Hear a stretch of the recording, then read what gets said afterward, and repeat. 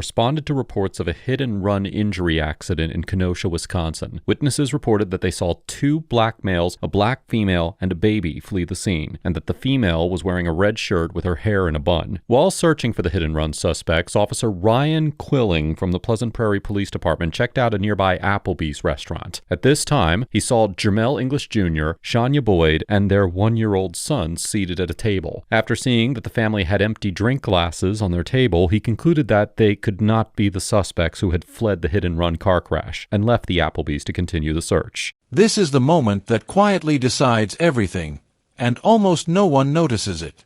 An officer already clears the family as not suspects, but a single phone call from a restaurant employee instantly rewrites reality. No new evidence. No confirmed ID. Just, they looked nervous.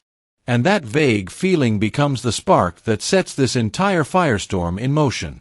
Let me ask you, should nervous ever be enough to pull someone into a criminal investigation?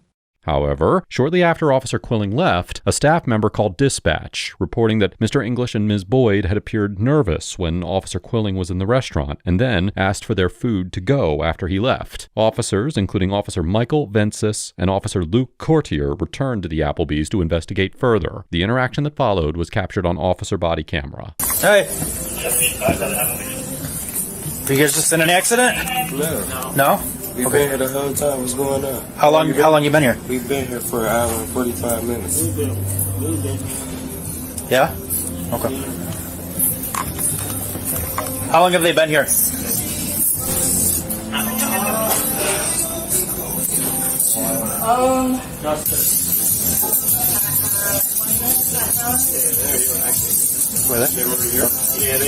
Who's the table that just walked in you guys just called about?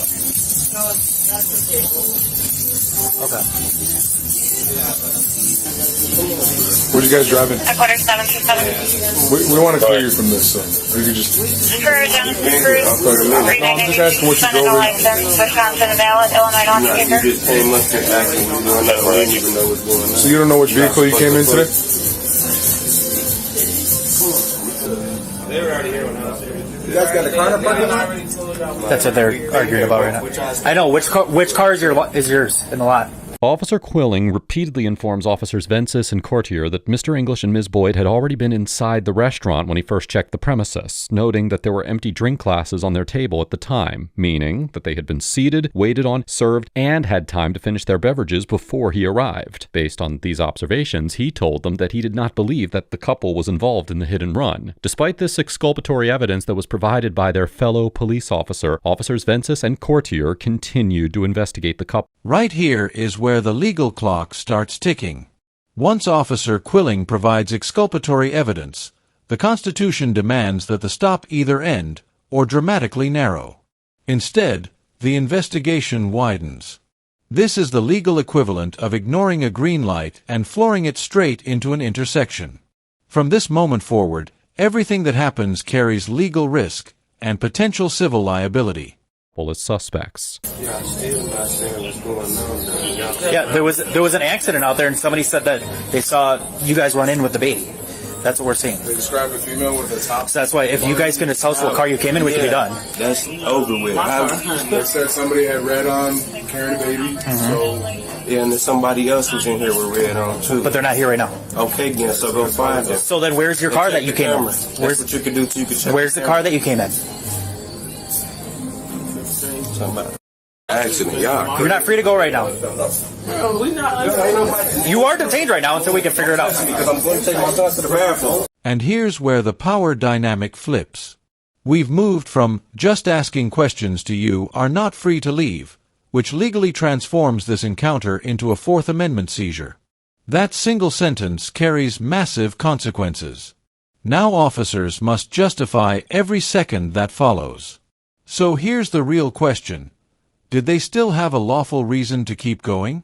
Mr. English attempts to take his son to the bathroom in order to change his diaper, and officers stop him, telling him that he is being detained. As we have discussed many times before here on ATA, officers may not detain an individual without reasonable, articulable suspicion to believe that they are involved in criminal activity. In this instance, the officer's suspicion arose from the physical similarities between the witness description of the fleeing suspects and Mr. English, Ms. Boyd, and their child. According to witnesses, the suspects included 2 black males, a black female wearing a red shirt with her hair in a bun, and a baby. Now, although the family did not perfectly match this account, as there was only 1 black male rather than 2, and Ms. Boyd was wearing a white shirt rather than a red one, her hair was in a bun, and Mr. English was wearing red shorts, creating at least some overlap with the description. The 7th Circuit Court of Appeals, which has jurisdiction over Wisconsin, held in the 2019 case of United States v. Street that officers may not stop an individual based solely on race and sex. However, the court also recognized that additional factors, such as temporal and geographic proximity to a reported crime, can combine with a matching general description to create reasonable suspicion. Well, under this framework, a court might conclude that the officers initially possessed a legally sufficient basis to briefly detain the couple, although there remains a persuasive argument to the contrary given the inconsistencies in the description. However, the justification for the detention fundamentally changed once Officer Quilling informed the others that he had previously seen Mr. English and Ms. Boyd sitting inside the Applebee's with empty drink glasses, a clear indication that they had been present for some time and could not have just fled from the crash. As the 7th Circuit emphasized in the 2018 case of United States v. Lopez, a Terry stop must end once its purpose has been resolved, and officers must release an individual as soon as they determine that the person is not involved in criminal activity. In light of the exculpatory information provided by Officer Quilling, there is a compelling argument that any reasonable suspicion was dispelled by this evidence, and the officers' continued detention of Mr. English and Ms. Boyd exceeded. This is a legal turning point.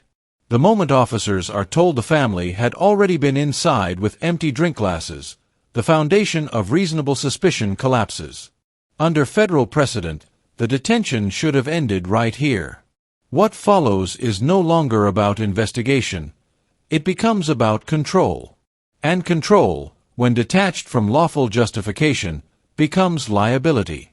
Constitutional limits. All right, relax. Relax. You don't touch me. Relax. You got a baby with you. Relax. Don't touch me. Relax, and then you'll be done. Stop. Back up. Excuse me. What car are you using for this? Excuse me.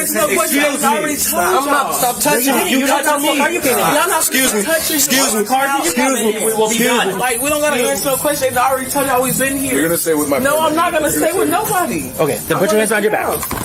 I'm not gonna arrest. You aren't gonna be the same. Stop. Get the. You just let me go. Stop it. Look at it. Let me go. Let me go. Let me go. I'm not doing that. Stop it. Stop it. Put the baby down now. Put your hands behind your back. Put your hands. Go with him. Squeezing him. Stop. Squeezing me down. Here. Are you kidding me? Are y'all kidding me?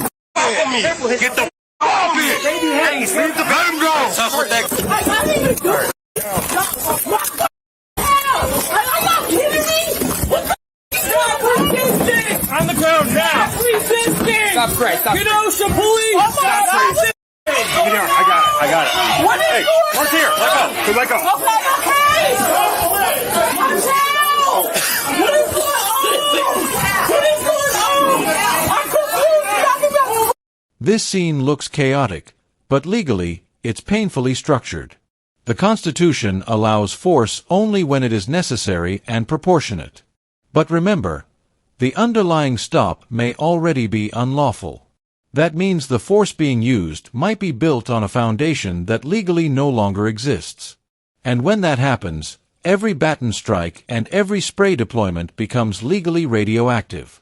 What is going on? Officers forcibly take Mr. English to the ground, ordering him to put his hands behind his back, and Officer Michael Vinces strikes him several times in order to quote-unquote gain compliance. At the same time, officers order Ms. Boyd to place her hands behind her back to be handcuffed, and when she physically resists after witnessing the ongoing struggle involving Mr. English and her son, Officer Luke Courtier deploys pepper spray against her. Under the Fourth Amendment, the constitutionality of force used during a detention is evaluated under the objective reasonableness standard established in the 1989 case of Graham versus Connor, which requires consideration of the severity of the suspected offense, whether the individual posed an immediate threat, and whether the individual was actively resisting or attempting to flee. Here, officers believed that the couple matched the description of fleeing hit-and-run suspects, and both individuals physically resisted officers' efforts to restrain them. Courts have recognized that physical strikes and pepper spray may be permissible when a suspect is actively resisting or refusing to comply with lawful commands. However, a court assessing these facts would need to determine whether the resistance exhibited by each individual, combined with whatever necessity existed for the officer's need to secure the scene and effect the physical detentions, rendered the force used proportionate to the circumstances, or whether the officer's actions exceeded what a objectively reasonable officer would have deemed necessary, with consideration being given to the strong evidence from Officer Quilling indicating that the couple was not actually involved in the hit-and-run accident. I'm confused. Y'all give me out to...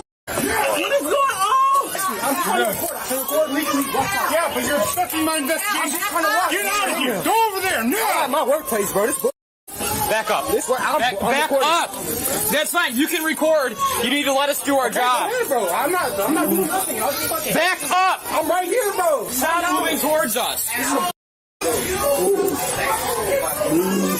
Sit over on your butt. On your butt, man. Oh my God, what is going on? Sit up. Are you okay? No, because I'm confused. I'm waiting on my food, my child. What is going on? Y'all putting my hands. I don't know. I wasn't out here. We got to stop yelling. My child. Are we good now?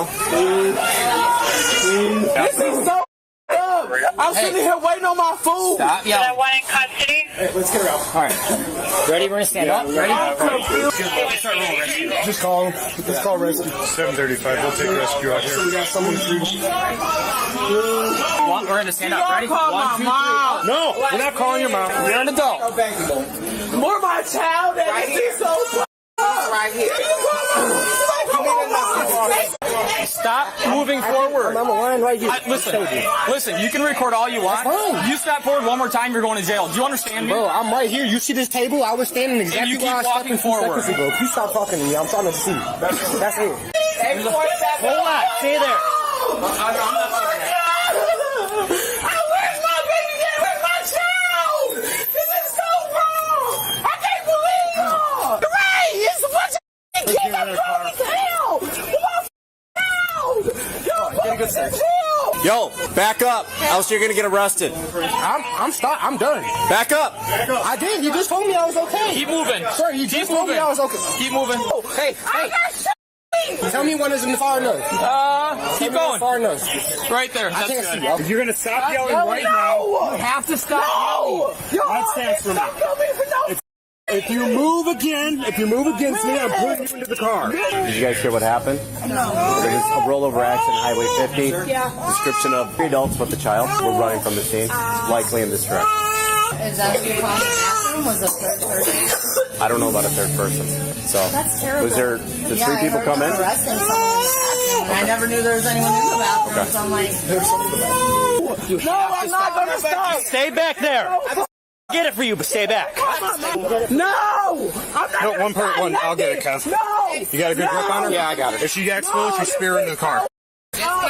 Just make sure you get clean across that center line. Stop moving. Stop yelling and give me your mom's number. Now listen, right now, y'all being detained because it's a car accident. I don't know what's going on, okay? Don't turn into nothing. So if you're gonna lie about your name, why do that right now? You feel me? That's where we're at right now. Get in the car. Wrong, bro. It's so wrong. I swear to God, bro. Get the door closed. All right, you good? I'm going to go back in there and help. Yeah. Bring people in close contact with me. Hey, I'm calling somebody for this girl that's at Applebee. She just went to jail. Like, we have her baby. What's your name? Shania. Yeah. What do you need? I think we're fine here. He's catching his breath. All right, I'm gonna go check with him in the bathroom then. Good? Good. OC exposure. Thank you. Whoever was spraying over there. What? There's all those kids in there. Can you crack the window? Yeah.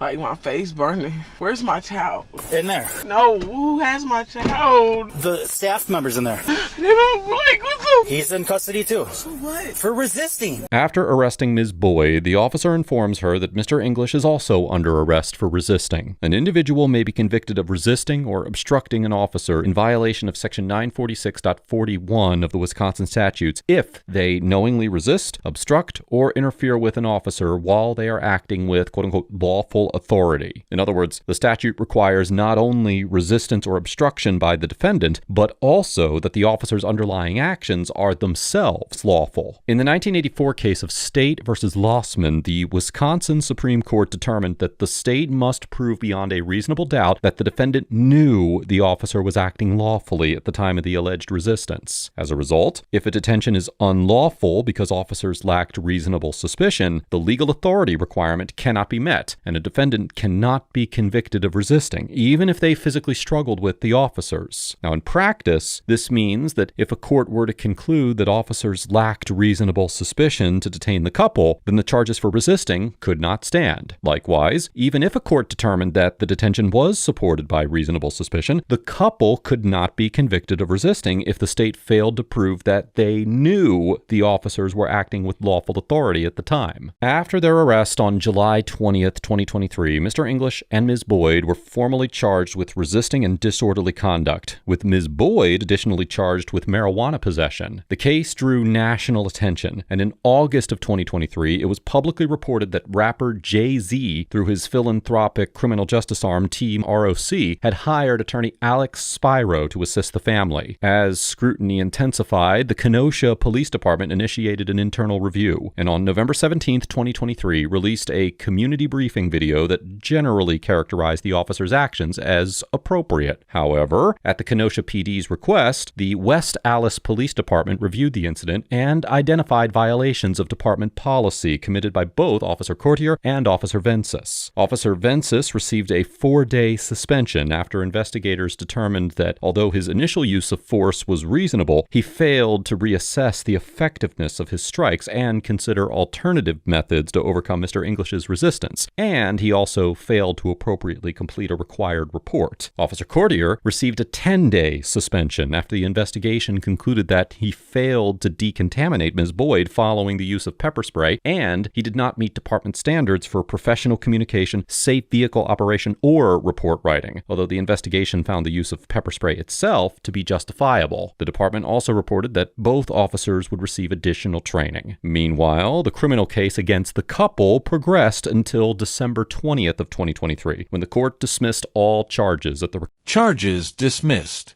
Lawsuit filed. Officers suspended. This is the official aftermath of what started with nothing more than a vague description and a feeling of nervousness. The system itself quietly acknowledges that something went very wrong, even if it never says it out loud. So now I want to hear from you. At what moment do you think this situation crossed the line?